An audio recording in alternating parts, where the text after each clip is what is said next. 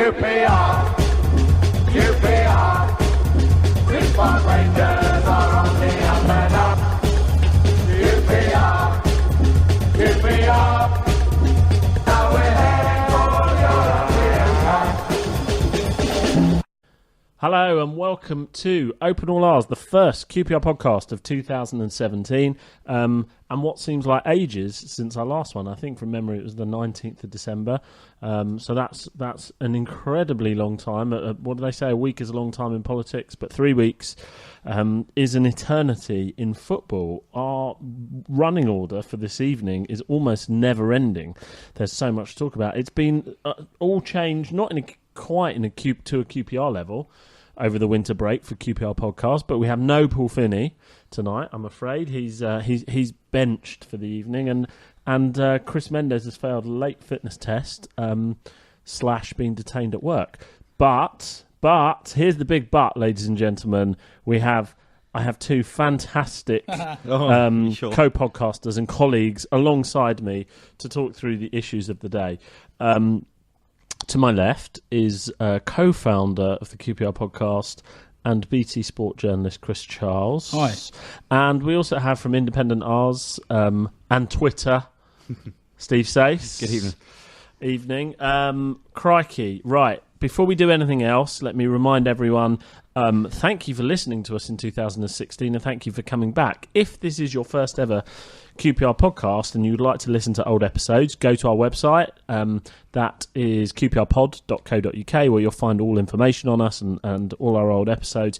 You can follow us and interact with us on Twitter at QPRpod or join our group on Facebook. Thank you very much for the beers to Patrick Loftus. Can't be his real name, can it? Top man, though. Can't be his real name. He bought us the beers this evening. If you would like to do the same, go to our website at QPR Pod, and I think there's kind of a button that you can follow to help support the podcast, because we do rely on donations, as they say. So thank you very much to Patrick for helping us out. Right, where does anyone want to start? We have had 4 games. We've won twice. We've lost twice. By my count, 5 players have gone. 3 have come in or back. We've got FA Cup to talk about. We've got various other things. I suppose we should start with the games, shouldn't we? Do we have to? Yeah. Well, 2 of them aren't that bad. Okay. So the first game after the last podcast was the 3-0 reverse, as they say, away to Brighton. Also on Sky, and thereafter was what you called, Steve, the Miracle of Molineux. The Miracle of Molineux. and the several hundred QPR fans who made a fantastic effort to get there. It really was a miracle, because we didn't deserve to win that, but it was fantastic. Great atmosphere as we got the winner. Well, let's talk, rather than go through game by game, perhaps, and I think we probably should go, the exception to that would be the FA Cup game on Saturday. But in a general sense, how's everybody feeling generally about our form in those last 4 games? Well, I did watch the Brighton game on Sky, probably about what we all expected, and really sort of fell off, particularly in the second half. But Wolves, I just felt that Holloway made quite a brave selection, selecting Ryan Manning in midfield, and I have to say that lad has got some ability. He's got a very sweet left foot. He links at play. Now we've got to be really careful we don't heap too much pressure on Ryan Manning, but he has actually some of his passing is a bit Fallen-esque. You know, he has got a lot of ability. We got an early goal. The first goal that we got was by Joek crossing through to Silla to finish, and we all went mad, which was as you would expect. Wolves came back at us, and they seemed to move up another gear. They got a goal back, and I thought, oh yeah, you know what's going to happen now. But then we got that really late Joek goal when he sort of squeaked one in at the far post. Yeah. We had a bit of a different kind of spirit about us, and I really felt that actually things were just beginning to change a bit at that game. We had Mackie playing, and he's made such a big difference, sort of geeing everyone on, and I think dropping one. Ned wasn't. Ned was suspended for that one, wasn't he? He was suspended. But yeah, I think Lynch is great at the back. Makes a few mistakes, not perfect, but it was just beginning of light at the end of the tunnel.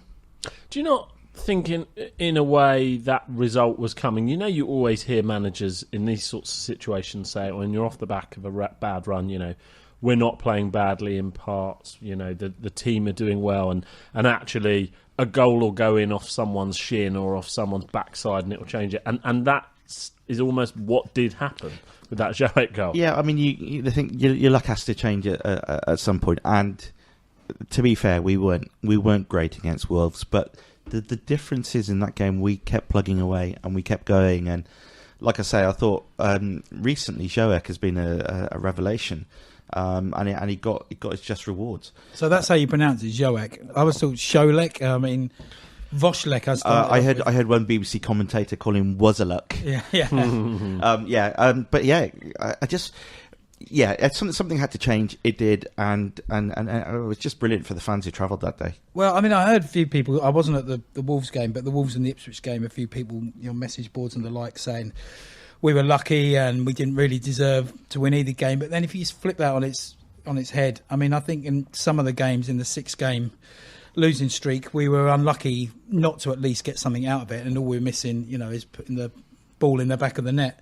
So I think these things even themselves out, and I agree with you. I think the FA Cup game will come to in a minute, because that was a real letdown and probably the most upset I've been all season, ridiculously, when you sort of go into it knowing you're going to lose. But no, it looks like the team, against Wolves. I mean, the old QPR, even from a few weeks ago, would have crumbled, like against Brighton. I know we were down to 10 men, letting a couple more. But no, you're right. I mean, I think they just seem G'd up for it, and Shola coming out, or Voslek, whatever his name is, I think like the signs at the beginning of the season, like he was a proper winger and he was getting to the byline, and then he wasn't playing for whatever reason. But yeah, apparently he's just signed a new 2-year deal as well, which is great news, which I saw on Twitter, so it might not be right. But I didn't. Is that right? For news well, to me. I heard. Let me. Because I saw a very funny thing on I can't remember what it was, on Twitter or Facebook. Yeah. That someone had got the QPR calendar for Christmas, and Joek was the November pin-up boy. Yeah. And someone made the point that his contract at that point was only up until June. Yeah, so why was he the November? Okay, why was he November? Well, it might be. Yeah, it may be that that it's in the process of happening. In which case, I think that's good news. But yeah, you're right. Henry's on the first page of the calendar because my daughter's got up in her room. So you can cross he's on him his off way. straight away. I haven't dared look at February and March, but What are apart from obviously the 6 points, the 2 wins, what are the positives for you in the games over that period? Steve, you said mine, which is the emergence of Ryan Manning. Mm-hmm. That's a big plus for me. I liked what I saw. I thought he did. He equipped himself well in the Ipswich game. It's always very difficult. People at the moment are patient, but he looks to be something. So that's mine. That's my kind of big positive. Mm-hmm. You guys? yeah, it's similar for me. I think generally the emergence, not the emergence, but the using. I know again in the FA Cup we were sort of, we were down to the bare bones, as Redknapp used to say, and so we had Easy again. I don't know if that's how you pronounce it, but he was very unlucky. After 15 minutes, looks a decent prospect, but it looks. And we've got the 2 lads back from Swindon, Doughty and Furlong, and I think that's the right move. I think it sends out the right message, and I'm encouraged by that. I know Holloway said he wants to get a couple more experienced players in, and maybe that's right. But I mean, going on to the FA Cup, I mean, I can't hold it in any longer. Let Steve do his positive first. I think for me, like I say, light at the end of the tunnel. It felt like Holloway was just beginning to get to grips with the squad that he's got, and finding out where the strengths are, where the weaknesses are. And yeah, we're not turning into world beaters overnight, but he's actually starting to appreciate where the depth of his squad, and that he can bring someone in like Manning and actually make a difference. So it was just the feeling that they always say like managers need to know what their best 11 is. Well, I don't think Holloway knows that yet, but it feels like we're stepping towards it. But on Manning, before I move on to that, I mean, there was a couple of murmurings on message boards that he gave the ball away a couple of times against Ipswich, and I'm like, for God's sake, it's a young kid. Just a little plea: can we please get him time to mature? And he did at Wolves as well, but of course, because the away support is usually quite a lot more hardcore. They were really supportive. People can't see my head shaking on Twitter when you say that about people criticising him. The people that criticise him on Twitter for a couple of wayward passes are more than entitled to criticise him for that, as long as they have never posted a couple of wayward tweets. Yeah. Oh, I've posted plenty of those in my time. And if it stays on Twitter amongst a few people, that's fine. If it translates, in the stands, then that's a whole different ball game. So. I mean, at the end of the Wolves game, all the players came over, and they pushed him forward. Go and take some applause. That's lovely touch. Fantastic debut. Can I say one thing before we go? Yeah, let's keep putting this FA Cup off. My second highlight, the thing I absolutely loved, was that winner against Ipswich. If you weren't looking at Joek, you weren't looking at the players celebrating the second goal, the place you should have been looking at was Nedum Anua, who put that ball, which is where I was looking, put that ball through to him, who put that ball through, and the players that went up to him. I actually think the first one to go up to him was Kayate. Kayate was the first to go up to him, and I wouldn't quite go. Well, let's not overstate the case. It wasn't kind of a redemption, because I don't think he did anything that bad to be redeemed. But it was kind of a real outpouring of sort of emotion from him, satisfaction. He came back, did himself proud. We've talked about Anura a lot. I think I've always said I'm not certain he's captain material, but he's been a very good servant to the club, and he is a very good defender. It's a matter of opinion whether you think he should be in the team at the moment, and I certainly felt he was due more respect from some fans than he got, and I was really pleased for him that he contributed to that goal against Ipswich. No, I mean, it was a brilliant assist, and I echo everything you just said. I don't know. We don't seem to be happy, or some sections of the sport don't seem to be happy unless they've got a scapegoat. And I just worry now that Henry's on his way and Gladwin's gone. Then Anua seems to be numero uno. Well, it was really interesting in the FA Cup game. Let's talk about it. Yeah, come on. It was really interesting that when Gladwin went off, it was almost like you could almost feel like fans then turning on Luongo. And I noticed that it was like Luongo did have a shocker. To be fair, probably his worst game for the club. No, if you pay your money, you've got the right to have whatever opinion you like. That's absolutely fine. But I don't know if some of the negativity. I suppose there's a difference between a collective groan, which we all do. If someone's through on goal and the pass goes astray or whatever it is, then that's just a natural reaction. But I don't know if you mean booing or kind of barracking, the kind of cat calls and a little bit of low level booing. Yeah. So I represent the vast majority of QPR fans who weren't at the game on Saturday, and if anybody wants to have a go at me for that, by all means. But let's face it, where were you, David? I do know. If anyone wants to have a go at me, that's fine. But statistically, you weren't there either. Where was I? Yeah, where were you? Do you know what I was? This is not very football-y podcasty.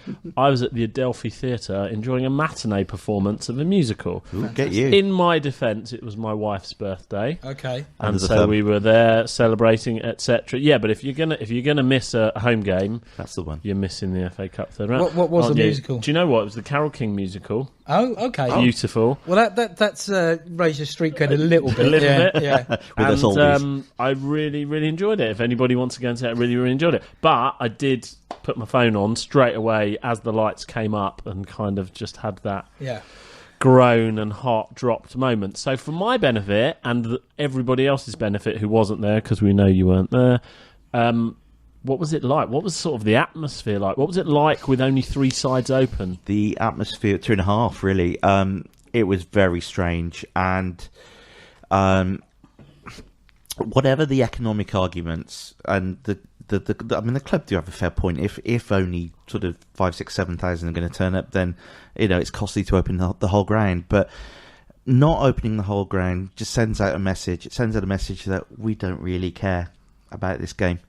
it was a Saturday 3 p.m. kickoff, and how long is it since we've had one of those? Yeah. Why not open the game and maybe charge a fiver a ticket or something? And You think and that see if would we have get made a them- difference, though?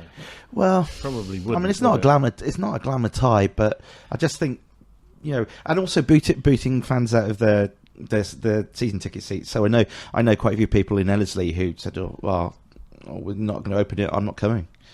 Whether that's right or wrong, it happened. I don't. It was a strange atmosphere, and the only thing really that kind of put a smile on your face was the first 20 minutes when you saw how well Eze was doing. Exactly. Yeah. No, he looked really good and up for it. Yeah, no, totally, and I concur with what you said. I sort of understand from the club's point of view the amount of money it costs to run that stand, to run the burger vans and the bars and the stewarding and all the rest of it. But yeah, it's almost like giving up before we've even started, isn't it? I mean, I personally think that and I'm sure they used to do this, the FA Cup, certainly home, if you've drawn at home in the third round, should be incorporated into the season ticket to encourage people to go along. Even if the season ticket is 10 quid more than it was last season, I think you can swallow that up over a year, can't you? I just think it's a crying shame, the FA Cup. It used to be, when I was a kid, I can just remember, we were only in it once, of course, but I can remember, it was the highlight of the year almost, getting up and watching the FA Cup Mastermind and all that sort of stuff. And I don't know, the whole competition seems to have just been, reduced to like an afterthought, and we're playing our part in that. But what really annoyed me was that none of the players seemed up to it, with the exception maybe Mackie, Hall, Anua maybe, but I mean generally Uneasy or Eze, whatever his name is, the rest of them just totally lackluster. Yeah. Particularly when we were down, I didn't really get the feeling that there was a desire, passion, or a real interest. I really just felt the team was going through the motions. I know, and Blackburn, it's the one team that are actually worse than us statistically in the what's division. And I did ridiculously go along with this expectation that we might sneak a place into the fourth round, but instead we've now got the record equalling 48th defeat in the third round, thanks to Plymouth drawing with Liverpool. But if Liverpool beat Plymouth, they hold the record. Yeah, that's all right. So, mate. We'll get it come back. on, Don't Liverpool. worry. Yeah, no, Scant exactly. comfort. I thought Blackburn actually looked quite good. Well, they did, but we made them look good. Yeah. I mean, we weren't, there was no, I think there was one challenge by Luongo, ironically enough, that was a real, like 100% committed and basically got the crowd, on their feet for a little tiny millisecond. But generally, I mean, it was so half-hearted, and Hearts weren't in it at all, which is strange from a Holloway team. Although I did a column for him years ago, and he did say he's like a cheap tea bag; he never stays in the cup too long. So, I mean, maybe I should have heeded that. There's fundamental problems with this competition, full stop, aren't there? And yes, I was at a musical on Saturday, but I also have heard a story of another season ticket holder who shall remain nameless, who I believe was at an all-you-can-drink Prosecco lunch. Sounds good to me. If you're listening to it, you know who you are. But you think about that, two season ticket holders doing something else, and we are by no means the only ones. What happened if we'd have had Chelsea at home, though? thousands. And what would you have said to your wife? Should we go on Sunday? Let's go to the evening performance. No, of course I would have got, but there's fundamental problems with this competition, and football is responsible because it's eroded it over years and years. And there were lots of grounds with empty seats, so. I mean, it's not just down to us. I mean, my bugbear, as you can probably tell, I've said it enough times, was just the fact that just no one seemed to be bothered. And I know you're playing in front of 7,000 fans, but the Blackburn fans, who I thought were brilliant, they took quite a few down. The Blackburn players played for them, so Yeah. Okay. Now we're all depressed. Yeah. Sorry about that. Next year, so it's now 20 years. It'll be 21 years next year since we won an FA Cup game that wasn't a replay. It wasn't that Millwall game, was it? No, it wasn't, because we got further. We got further that year. NK Dunstan, that was a replay, wasn't it? Luton was a replay. All I can think of is the sixth round at Old Trafford. Yeah. Lee Sharp doing his shimmy at the corner post. Okay. Players, ins and outs. There's been an awful lot of that. I suppose that the big one has been Cherry, because we have sat here over several podcasts and we've done interviews with Jimmy Floyd Hasselbank, who said that he's building the team around him. So I mean, look, let's start there. Cherry is a player that, I don't know, 2 months ago we were talking about the team as being built around him, and now he's gone, and everybody seems sort of okay with that. I think they're okay because he's clearly the most talented player in the squad on his day, and you got flashes of brilliance, great free kick, that goal against Bolton, But I think the last few months haven't seen too much of him. He's been in and out of games. I mean, part of that maybe because he's not been played in the right position. But I mean, he hasn't played now. When was the last time he played? Oh goodness me! Quite a while ago. I mean, Did he play against Brighton? No. It was way before that. I think he played. But the inference being that under Holloway is, I don't know. Holloway was raving about him when he first came in, but he seemed to fall out of favour pretty quickly. So I don't know when he put this transfer request in, but I noticed quite a big difference with Cherry not playing because he does a lot of the water carrying, link up play, keeping things moving, and without that we looked a bit disjointed at times. But the thing is with Cherry is there's no real impetus, there's no real end product, and certainly not really a final ball. He doesn't take the game by the scruff of the neck, No, precisely. to coin the old phrase, does he? And you just wonder, I mean, has he actually gone yet? I don't think it's been rubber stamped yet, has he? No. You have to question why he's going to China. Well, There's obviously no question, is there? I mean, if someone offered to treble your salary, would you go? Yeah, I don't know whether there was reports of Villa and a couple of others interested in him, but I don't know whether that They're not was going to match wages like that, paid are at they? all. But Well, the positives with Cherry and Poulter is we appear to be making a profit on them, Yeah. which Reported 7 million for the two. Yeah, which is not kind of the biggest deal in the world, I suppose, but it does show. If you think back to that original vision that Les Ferdinand tried to sell when back when he came in and Chris Ramsey was his manager, it was to take these young, raw players, make them better, sell them on for a profit, and that appears. To well, be he's not that happening. young, is he? But I mean, yeah, no, You know what I mean? Yeah, Yeah, but you've got to give him a bit of Improving credit players, though for not buying having low and players selling that are high. on the down, Yeah. the descendancy. You know what I mean? Yeah. And I think that's probably the main reason why people aren't too unhappy because we're recouping. If Cherry had gone for like £1 million or something and Poulter, £500,000, then I think people would have been in uproar. But I mean, let's not forget as well that we've won 2 games without them. So Yeah. Although it's worth noting that neither of them are at this point in time have been officially announced. It's only Poulter now has. Oh, has he? Was Yes. that earlier today? well, he was pictured holding up the shirt, wasn't he? Sorry, Sandro. Sandro has. Yeah, you're right. But But Poulter's Poulter's the posted one on Facebook a video yeah. saying whatever. Oh yeah, I'm and delighted Union to be at Berlin have announced it, haven't they?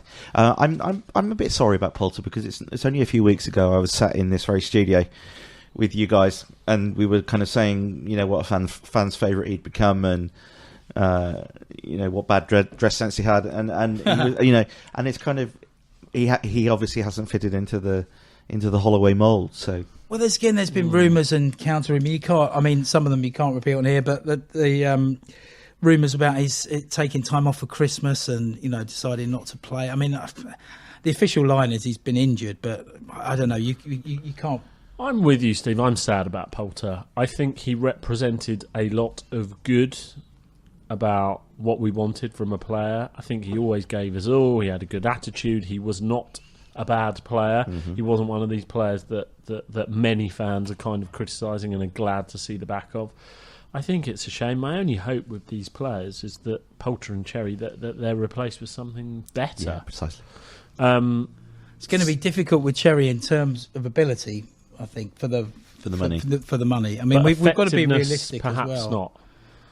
not. Who knows? Sandro, Ta-ra. Yeah. saw them coming, didn't we? Yeah, I think if Clive, Cheers, Antalya Sport. Thanks for that. if Clive was here, he'd be saying I'd drive him there myself on the back of a tandem. I think. But I mean, who did the medical, Mr. Magoo? Well, the thing is, there was a kind of probably the same bloke that did the medical for us. Yeah, I that's wonder, true. are they what's it called? The 7-a-side version of futsal. Oh yeah. I wondered if they're a futsal team and they only play 60 minutes, Yeah. and that's why they've signed him. Well, yeah. I mean, I don't think he was a I don't think he was a bad egg. I don't, I mean, judging by the goals that he scored, and he was our joint 4th top scorer. Let's not forget this season. But judging by the goals, the reaction to the goals he scored in the cup, I mean, it wasn't, everyone was going over to celebrate with him, and he looked decent in 15-minute spells. But unfortunately, it was the rest of the time where, and obviously he's on massive wages. Paid. I mean, how that ever got through? If it's 6 million as reported, I don't. Correct me if I'm wrong. I never heard any questions about the guy's attitude or that he was a bad egg or whatever. No. I think it was the wages plus inability to complete 90 minutes. Absolutely, that frustrated. Yes. No, I think it's a good people. deal all round for everybody. To be honest. Incidentally, I just wonder what the German is for big effing German. Wonder if they'll sing that. No idea. No. Who else? So El Kayati is rumoured to anyone who will take him. I think it's what I read is that the club is listening to offers. And Gladwin's gone back to Swindon on loan. Yeah, Gladwin, you see, I mean, the Swindon fans on Twitter, they're delighted to have him back. You just wonder whether he is a decent player who we didn't get enough out of, or whether his level is simply League One. And so we did the podcast with Ian Holloway at the club a few weeks ago, which if you haven't listened to it, go on to qprpod.co.uk and listen to it. I can't remember if he said this on or off the record, in all honesty. If he said it off the record, I apologise.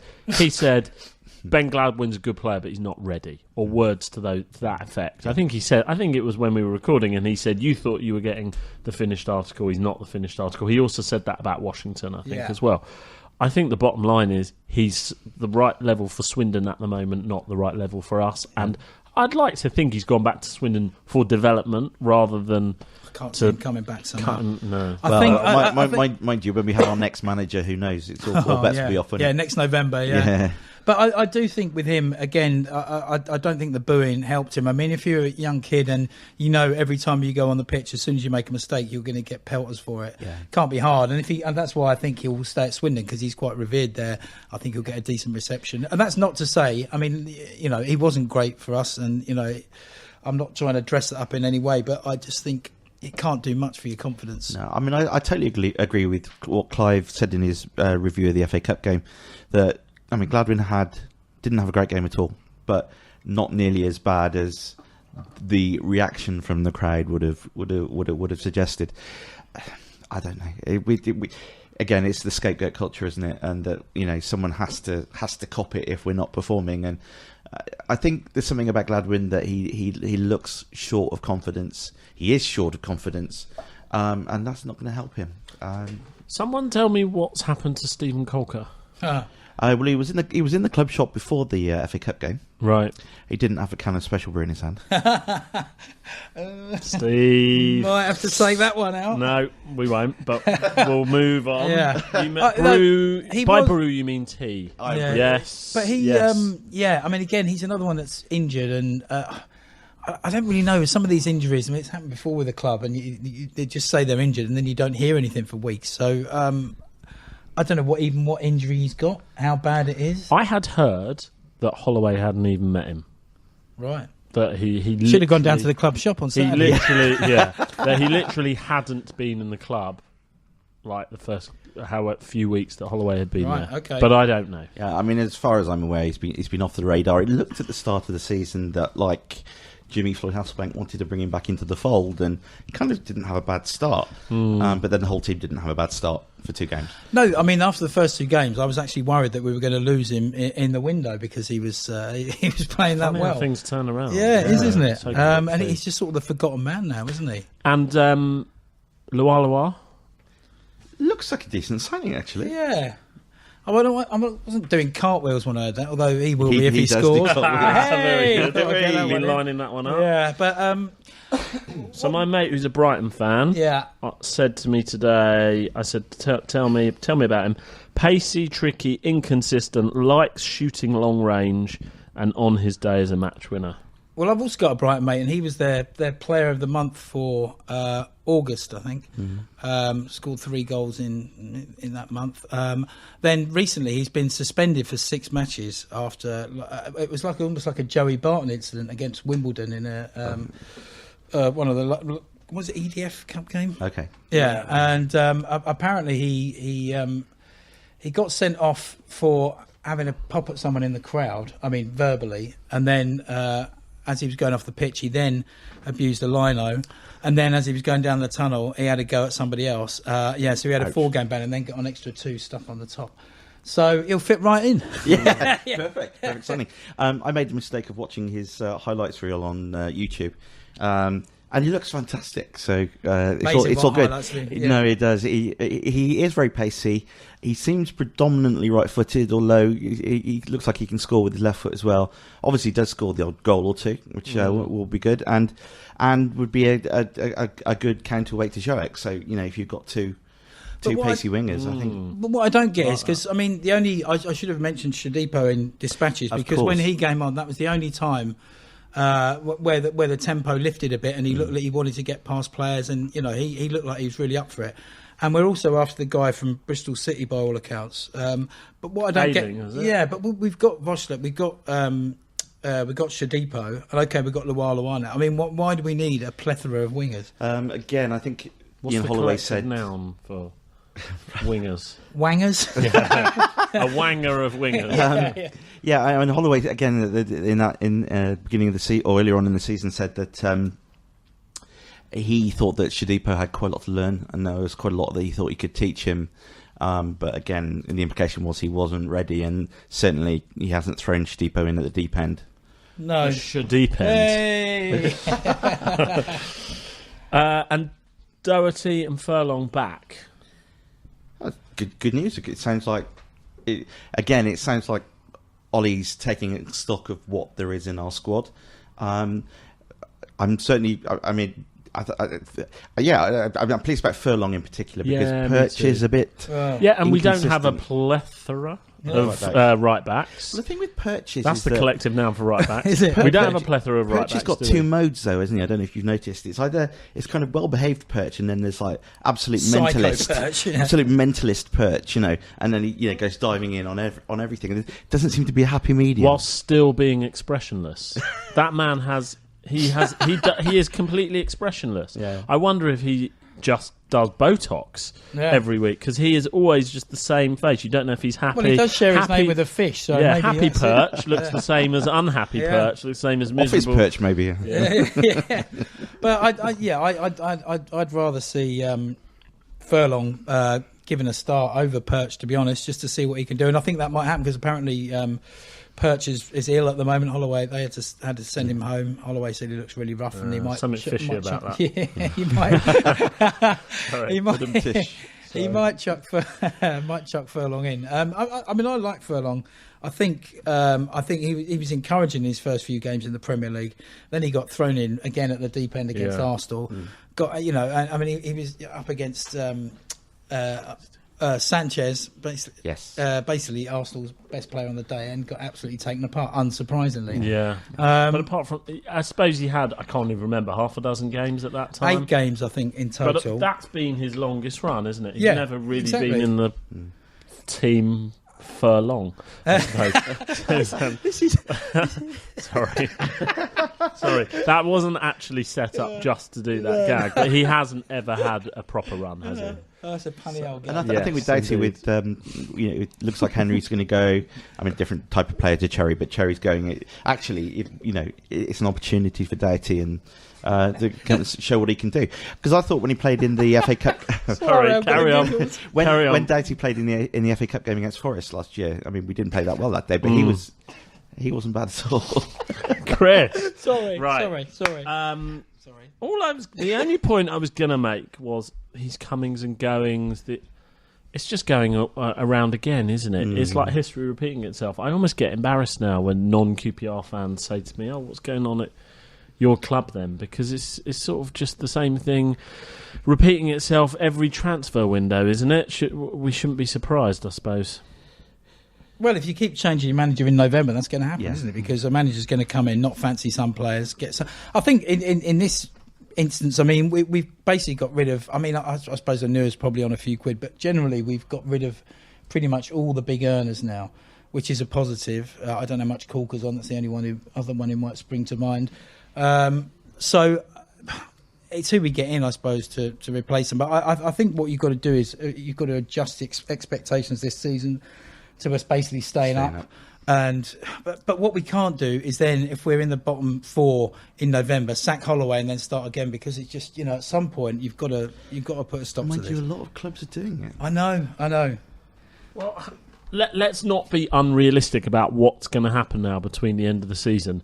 Exactly what has happened is going to happen. We're going to get somewhere around a point a game on average, maybe a bit more, right? Probably, actually, if we get a point a game, we will really be struggling, but a little bit more, which means we're going to lose 2-3 games on the trot. Sure. Then we're going to win 2-3 games on the trot, and we will win as many games as we lose. Let's not get... You're right, I believe. We have to adjust our expectations for whatever you want to call it, staying up, rebuilding, taking stock.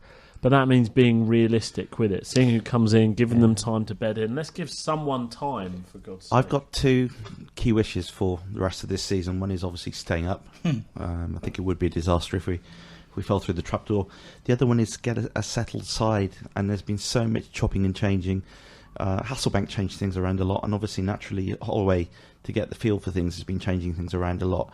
Let's get this blasted window out of the way. Let's make the changes we need to make, and actually let's actually just try and get something settled.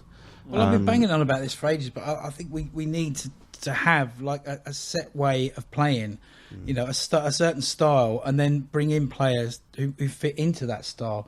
Because at the moment, because of the chopping and changing, we're just settling into one way of playing, and then we've got to rip up the blueprint and start again. Swansea did it. Okay, they're struggling this season, but generally they stuck to that formula. They knew which players would suit the way they played, and it's worked well for a few seasons. But okay. yeah. So before we're nearly at the R's end. Are we? Chris, I'm very concerned. You've got 3 pages of notes here. Yeah, well, I'll tell you what it is. It's because I forgot you can pick the next mini subject before the R's end. Why I've got 3 pages of notes, because it's in massive print, because I forgot my glasses. Right. So it's not as bad as you think. I think we've covered most things. Obviously, there's the kit as well. We've got a new kit coming, haven't we? Yes. We do. They announced a kit deal today. So my understanding is that Dryland have got themselves in all sorts of Dry World. Sorry, Dryland was an old PR client of mine. Sorry, they don't exist anymore anyway, so that's fine. Dry World have got themselves in all sorts of trouble, and half their staff have left, and they've lost the Watford deal, and basically they're not going to be producing many other clubs' kits either, and so the club had to find a new deal, and we now have one that I think fits the QPR brand perfectly, which is Error, isn't it? Is that how you pronounce it? Well, that's how I'm pronouncing it. I've heard of this company. They do Norwich, and then no one else you've heard of. Basically, They did Borough for a number of years. Yeah. The one thing I would say from the announcement today that they're going to make the new kit is, and I don't want to be accused of Steve Sayce style conspiracy theory. What? But Me? the quote said something like they're going to be 100% custom made, which is a prerequisite of the club, rather than they're going to contain hoops, which is a prerequisite of the club. And I just assume that is the kind of clumsy wording on a press release. They're not going to be that stupid again. I mean, that's. I assume that's 2 things we have got right. Is bringing the hoops back and changing the badge, which I think it was good foundations for us to build on as a club. Unfortunately, the rest of it didn't go quite as well. I'm pretty sure that what it means is that we won't get off the peg template kits again. Yeah. But I'm not sure if they're the sort of company that would do that anyway, by the sounds of it. I mean, they're not a Nike or an Adidas. No. Yeah, I mean, the only thing is, have you seen that Norwich kit? That one that looks like the ticker tape? But apparently that was what they requested, because I looked into this earlier on, and apparently Norwich requested that because it was a replica of the kit from whenever. Oh, I see. So, yeah, I think that, in their defence, not that I've got anything to do with Error or whatever they're called. But, okay, kits, you can have one more from your long list. No, I mean, I think that's pretty much it. I mean, I was just going to say, well, Henry obviously looks like he's on his way, falling out with Ollie. I don't know. Well, I've an inkling what it's about, but I mean, they're basically he's quite a big fought over the Clippers. Yeah, he's quite a big personality in the dressing room. I think. I bet he's a big earner. You're talking about big earners that are I left. wouldn't have thought he's massively, because I mean, who else is going to pay him mega bucks? Really, it's not like we'd sign him to get him out the clutches of someone else, was it? I mean, to be fair to him, he takes a lot of stick. I mean, he's number one boo boy, but I think generally he's been quite solid for us, and he's done a job where it mattered. And yes, he's. I didn't, I was a big critic of him for not knowing how to pass the ball forward.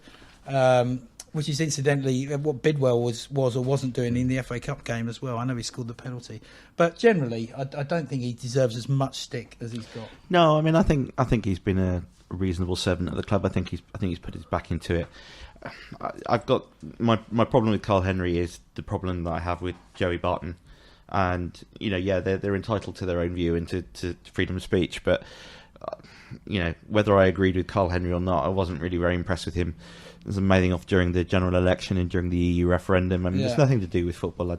I like that. I've got to oppose you on that. Whatever your politics, I actually like somebody that stands up for what they believe in, doesn't want to be an identikit footballer. Agree with it or not, I disagree with a hell of a lot of what Carl Reddy? Blimey. Carl Henry and Joe Barton were going to say, but I quite like the fact that they expressed their own views. But the irony was that soon after that he started on the left wing, which was don't even go there. Ours End. Anything, everything we haven't mentioned. Who wants to go first? I don't want to do this as my R's end, but we haven't discussed Stan Bowles. Yes, so Stan Bowles' benefit. Just, Steve, for the benefit of people that don't know what's happened, briefly give a summary. There has been a meeting at Loftus Road today between Lee Hoos, the CEO, and a group of fans who want to put on a benefit game for Stan Bowles, who's suffering with Alzheimer's. And I don't know the details of it, and I'm not even going to try and get into the details of it. But they reported on social media that at the moment there's no date that's been set, and that I believe that the club want the fans group to find sponsorship for the costs of the game. Yes, but the development tonight was Stan Collymore wading in on Twitter, wasn't it? I think you've got it there. I've got it here. So this was that fans this is what the fans are saying, kind of unverified, I suppose, to use a phrase that's been going around the media. Who were at the meeting. Yes, but what I'm trying to say is the club may have a different interpretation of it, but what the fans are saying is that the club has asked for upwards of $37,500 to be covered, because that would be the costs of staging the game. Yes. Stan Collymore was contacted on Twitter about it and said about an hour ago, "Hi QPRFC, why ask fans to pay for facilities for Stan Bowles' benefit game? Appalling treatment of a club legend whose image you use." And by that, I assume he means on merchandising, T-shirts, mugs, etc. I mean, I will say that the club, have been they've invited Stan back a few times and have been, That's Bowles, not Collymore. Yeah, good point. Yeah, he probably won't be getting an invite anytime soon. But I think they've been pretty decent to him, over the last couple of years. But equally, I mean, I know there's all the logistics. I know it costs money. I know the policing, and as we mentioned earlier, opening all the stands. And I'm pretty sure, it bloody ought to be a sellout if we do have it. But I do think that the money could be found from somewhere to honour someone like that, because I mean he is without doubt our greatest ever player. I know. Then there's if we have doing it for him, why can't we do it for Dave Thomas? And why can't and maybe that's the thinking as well. But on this occasion, I'd like to see it resolved, and I'd like to see it happen. I would like to see it resolved. I've seen a lot of retweets from the Stan Bowles benefit this afternoon of people kind of criticising the club, criticising Lee Hoos. I've seen comments like, they earn $37,500 before they get out of bed in the morning, retweeted by the benefit and stuff like that, which I think is totally unhelpful thing to do. I think let's be honest, we know some of the people at the club, and there's generally a will to help out the fans and try and make these things happen. I think I hope all sides work positively to make it happen. Yes, and I yeah, I don't agree. think the way to do that is by criticising the other side, because it's not a union negotiation. It's, we're trying to all do something to kind of honour a legend. So and nobody. What I will say is, I'm sure Lee Hughes doesn't want to be the chief executive on whose watch this game didn't happen, and Tony Fernandes doesn't want to be the owner on whose watch this didn't Well, happen. exactly, and I think, okay, if there is a compromise, maybe we could meet them halfway in between us. I mean, I'm sure here on the podcast, there's ways of raising a few grand to help out, by selling stuff and doing competitions. In fact, we raised 400 quid. I know it's not an awful lot, but by doing a competition for a stand ourselves. So, I just hope it does get resolved, because he fully deserves it. And I hope it does get resolved as well. And at the risk of sounding a little bit like Finney, it is Stan that matters in all of this. Absolutely. It's not the club. It's not any fans. It's not any egos. It's not any personalities. We got a man who's in his 70s who's by all accounts deteriorating and needs some help. And that's really what everyone needs to focus on. Is, yeah. Like I say, I don't know what's happened today. One thing I will say, and it kind of echoes what you said, David, is that I think if the club choose not to make every effort to help Stan, I don't think it will reflect well on them. I think it will be. I agree, and I know what I just said sounded slightly critical of the people trying to organise the benefit. Equally, I don't think the club should be asking the fans to finance the game. I honestly believe that, and I think that is wrong to do that. We all want this game to happen. I asked today on Twitter to the benefit guys, look, what can we talk about tonight? Simply, they believe that they want fan support. They want fans to show their support on social media for this game going ahead. And I think we should encourage everyone to do that. Yeah, let's absolutely. not do an us against them. The club should be bloody well doing this, and the fans should be bloody well doing that, and all that sort of thing. But I would back that up, definitely. If you want this game to happen like we do, send a positive tweet, write something positive on Facebook, and let's all work together. Again, without sounding like Finney, let's all work together to make it happen, because that's the end result that everybody wants, and hopefully together we can. Yeah. Okay, R's End. Let me do my R's End. It's a very, very simple one. It's a shout out to another podcast, and if you think we got it bad at this club, try and be a Charlton fan. I do not listen to other clubs' podcasts, but I think my brother Ben recommended me to listen to a podcast called Getting to Know the Network, which is, anybody that you may have heard, things are not all well at Charlton Athletic at the moment. The last few years, they've had a new owner that's come in and basically has sort of tried to act as manager. Charlton fans have put together this podcast, which is a fantastic piece of broadcasting by anyone's standards. It goes through everything that's happened at the club, how the managers were treated, emails, owners. Listen to our podcast, but after it, listen to that, because you will, even a non-Charlton fan finds it absolutely fascinating, and you kind of think there, but for the grace of God, go I. So it was a plug to Getting to Know the Network, and you can check them out at GTK The Network on Twitter, and I highly recommend it as an alternative podcast. Cool. Steve. Very simple one from me. I just wanted to give a shout out for basically Jamie Mackie coming back into the squad from injury. I'll probably get pelters on Twitter now, because there are some people out there who think he's dog shit or whatever. But actually, there's plenty more that we've said in the last 40 minutes that we're all getting pelters yeah, from on that's Twitter. true. So don't worry about that. I've been absolutely delighted the way he's come back. He's got stuck in, and he does what Jamie Mackie does, which is G up the rest of the players. The energy that he emitted, if that's the right word, at Wolves was just incredible, and you could kind of feel it sat in the stands. He really drives the team on with his enthusiasm, and long may it last. I hope he stays fit, and I hope he's a key feature of the rest of our season.